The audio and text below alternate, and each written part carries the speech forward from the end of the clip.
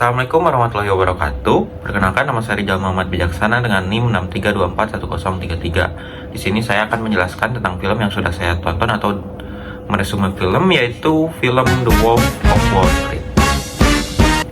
Film ini disutradarai oleh Martin Scorsese, tahun rilis 2013, dan genrenya yaitu biografi, komedi, drama, dan kriminal. Durasinya sekitar 3 jam atau sekitar 180 menit. Film ini berdasarkan kisah nyata, yaitu seorang Jordan Belfort. Peran utama pada film ini yaitu Jordan Belfort yang diperankan oleh Leonardo DiCaprio. Lalu ada Donnie Yen yang diperankan oleh Jonah Hill. Film ini diawali dengan bagaimana seorang Jordan Belfort merintis karirnya. Ia bekerja pada suatu perusahaan yang bekerja di bagian saham, yaitu di mana ia bekerja sebagai seorang pialang saham atau stockbroker.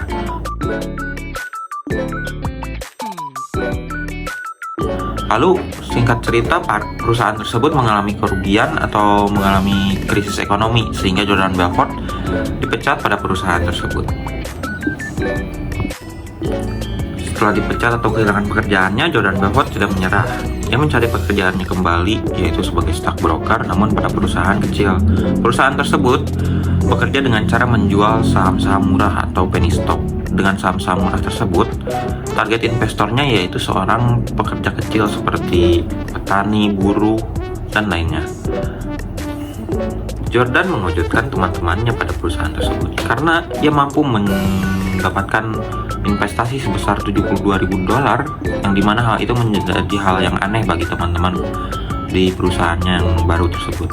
Nah, setelah itu dia bertemu dengan seorang Donnie Yen di suatu kafe, yang dimana Donnie Yen pada saat itu bekerja sebagai pegawai di toko penjualan barang-barang anak. Setelah bertemu dengan Donnie Yen, mereka mempunyai cita-cita yang sama, yaitu sebagai seorang miliarder atau seorang yang kaya. Nah, setelah itu mereka membeli suatu bengkel bekas, dan bengkel tersebut dijadikan suatu perusahaan baru yang dibuat oleh mereka berdua. Perusahaan tersebut dinamakan Stratton Oakmont. Stratton Oakmont mempunyai kinerja yang sama dengan perusahaan sebelumnya, di mana mereka menjual saham-saham murah atau penny stock kepada investor dengan janji keuntungan yang besar. Padahal sebenarnya itu adalah penipuan manipulatif. Lalu berjalannya waktu, uang mengalir deras dan Jordan menjadi jutawan muda yang hidup mewah. Setelah berhasil mencapai kesuksesan dengan sangat cepat, Jordan Belfort mengalami kehidupan yang sangat berubah drastis. Jordan nantinya menjalani kehidupan dengan penuh pesta, seks, narkoba, dan juga kemewahan ekstrim. Lalu ia pun berselingkuh dengan seorang model, dan model tersebut ia nikahi. Seiring berjalannya waktu, gaya hidup dan keserakahan seorang Jordan Belfort menarik perhatian FBI, yang dimana FBI mencoba untuk menyelidiki kegiatan Stratton Oakmont. Meskipun Jordan mencoba menyuap dan berbohong, pada akhirnya Jordan Belfort pun berhasil ditangkap oleh FBI. Agar mendapat hukuman yang lebih ringan, ia pun membantu FBI untuk menangkap teman-temannya, sehingga hukuman yang diberikan kepadanya menjadi lebih ringan, yaitu sekitar 3 tahun atau sekitar 36 bulan.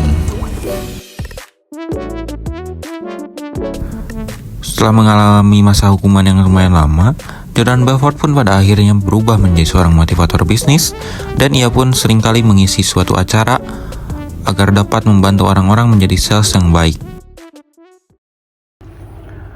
Kekurangan pada film ini yaitu terlalu banyak adegan vulgar, yang dimana film ini penuh dengan adegan seks, narkoba, dan juga kata-kata kasar. Lalu durasinya pun lumayan panjang, yaitu selama 3 jam.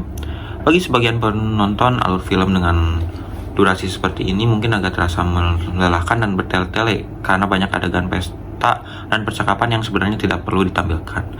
Lalu pada kekurangan selanjutnya yaitu kurangnya penyesalan moral dari tokoh utama, yang dimana Jordan Belfort berubah menjadi seorang motivator bisnis hanya ditampilkan pada 10 menit terakhir film tersebut. Lalu kelebihan film ini yaitu memiliki pesan moral. Yang pertama, jangan serakah, karena keserakahan dapat menghancurkan segalanya. Pada film ini Jordan awalnya hanya ingin menjadi sukses, namun ia pada akhirnya termakan oleh ambisi tersebut dan menjadi pribadi yang tidak beretika. Lalu, uang tidak membawa kebahagiaan. Kekayaan yang dikumpulkan oleh Jordan Belfort justru mengubah dirinya menjadi seorang yang lebih buruk, di mana ia kecanduan narkoba, pesta seks, dan kehilangan moralnya sendiri. Lalu yang ketiga yaitu gunakanlah kecerdikan kita untuk hal yang lebih baik, karena pada dasarnya Jordan Belfort sangatlah pintar dalam menjual dan membangun bisnis. Namun tanpa adanya moral, semua itu hanyalah sementara. Lalu yang terakhir, dunia bisnis butuh etika. Film ini menjadi kritik tajam bagaimana cara menghadapi budaya kapitalisme dan korupsi moral di dunia keuangan, karena pada akhirnya orang yang tanpa etika akan hancur pada seketika. Cukup sekian mengenai resume film dari saya. Film ini merupakan film yang lumayan bagus, namun kita harus mengambil sisi-sisi positifnya dan membuang sisi negatifnya.